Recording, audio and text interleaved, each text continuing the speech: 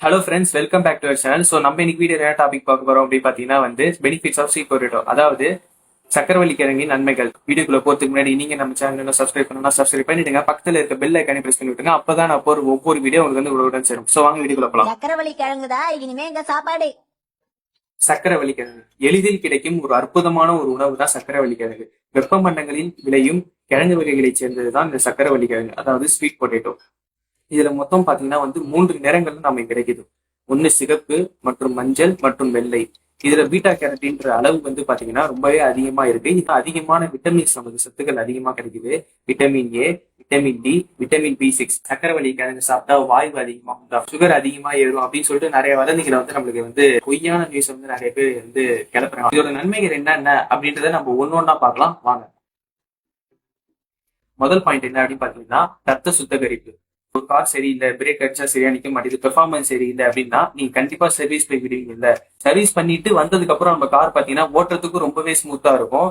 அதே மாதிரி braking performance எல்லாமே பாத்தீங்கன்னா பக்காவா இருக்கும். அதே மாதிரி தான் இந்த சக்கரவள்ளி கிழங்கும். இது சாப்பிடுறது மூலமா நம்ம பாடி சர்வீஸ், அது மட்டும் இல்லாம நம்ம ரத்த சுத்தகரிப்பு. பாயிண்ட் நம்பர் 2 என்ன அப்படின்னு பாத்தீங்கன்னா அவாய்ட் கேன்சர். சோ நம்ம சக்கரவள்ளி கிழங்கு எடுத்துக்கிறது மூலமா நமக்கு கேன்சர் வராம தடுக்கும் அப்படின்றத சொல்றாங்க. இப்ப இருக்கிற காலகட்டத்துல நிறைய மக்கள் இறந்து போறதுக்கு முக்கியமான காரணமா இருக்கிறது பாத்தீங்கன்னா கேன்சர் தான். அண்ட் நெக்ஸ்ட் பாயிண்ட் நம்பர் 3 என்ன பாத்தீங்கன்னா இதயத்துக்கு ரொம்பவே நல்லது.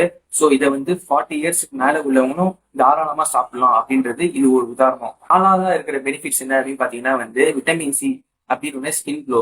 ஸ்கின் நிறைய பேருக்கு க்ளோ ஆகும் அப்படின்னு சொல்லிட்டு நிறைய பேர் ஆசைப்படுவீங்க. ஏன்னா ஆசைப்படுறவங்களா நீங்க இருந்தீங்க அப்படின்னா கண்டிப்பா சக்கரவள்ளி சாப்பிடுங்க. இன்னொரு ஒரு முக்கியமான விஷயம் என்னன்னு பாத்தீங்கன்னா எலும்பை வலிமைப்படுத்தும் அப்படின்னு சொல்றாங்க. இப்ப இருக்கிற 2K ஜென்ரேஷன்ல பாத்தீங்கன்னா நிறைய குழந்தைகள் பாத்தீங்கன்னா சத்தே இல்லாம இருக்கிறாங்க. சோ அவங்களுக்கு இதை ப்ரிஃபர் பண்ணலாம் அப்படின்னு சொல்லிட்டு நான் நினைக்கிறேன். மன அழுத்தம் குறைத்தல்.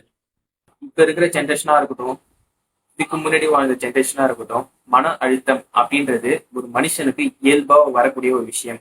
அந்த மன அழுத்தத்தை நீங்க இயற்கையா குறைக்கணும் அப்படின்னு நினைச்சீங்கன்னா இயற்கையா கிடைக்கிற உணவுகளை அதிகமா சாப்பிடுங்க. ஒவ்வொரு விஷயத்தையும் நம்ம யோசிக்க ஆரம்பிச்சாலே நமக்கான தீர்வு கண்டிப்பா கிடைக்கும். உணவு வகையில மட்டும் நான் சொல்லல, உங்க லைஃப்ல நடக்கிற சின்ன சின்ன ப்ராப்ளத்துக்கு கூட நீங்க உட்காந்து கொஞ்ச நேரம் ஒரு 5 நிமிஷம் நீங்க யோசிச்சினா கூட கண்டிப்பா அதுக்கான சொல்யூஷன் உங்களுக்கு கண்டிப்பா கிடைக்கும். இது எல்லாத்தோட முக்கியமான ஒரு பாயிண்ட் இப்ப நான் சொல்ல போறேன். என்னன்னு பாத்தீங்கன்னா வைரஸ்களிடம் பாதுகாக்கும் ஒரு முக்கியமான உணவு அப்படின்னு சொல்லிட்டு சொல்றாங்க. இப்ப இருக்கிற சுச்சுவேஷன்ல இந்த கொரோனா பாத்தீங்கன்னா 1.0, 2.0, 3.0 இது தாண்டி 4.0 வரதுக்கு கொஞ்ச நாள் ஆகாது. பார்க்கும்போது எனக்கு ரொம்ப அதிர்ச்சியா இருந்தது. நம்ம சத்தான பொருளை நிறைய எடுத்துக்கணும். நம்ம இந்த சாக்லேட்ஸ், இந்த சிப்ஸ் இதெல்லாம் நான் சாப்பிடுங்க வேணாம்னு சொல்லல, பட் அளவுக்கு அதிகமா அதை சாப்பிடுறதை விட நல்ல உணவுகள் எவ்வளவோ இருக்கு. சோ நம்ம எதெல்லாம் தவிர்க்கிறோமோ அதுதான் நல்ல உணவுகள். அது யாருக்குமே புரியல. இதுக்கப்புறமாவது புரிஞ்சுட்டு ஒரு விஷயத்தையும் நீங்க மாத்திக்கணும் அப்படின்னு நான் நினைக்கிறேன். ஹெல்த்தியான லைஃப் ஸ்டைல்குள்ள போகணும் அப்படின்னு நினைச்சீங்கன்னா கண்டிப்பா சத்தான பொருட்களை எதையுமே மிஸ் பண்ணாதீங்க.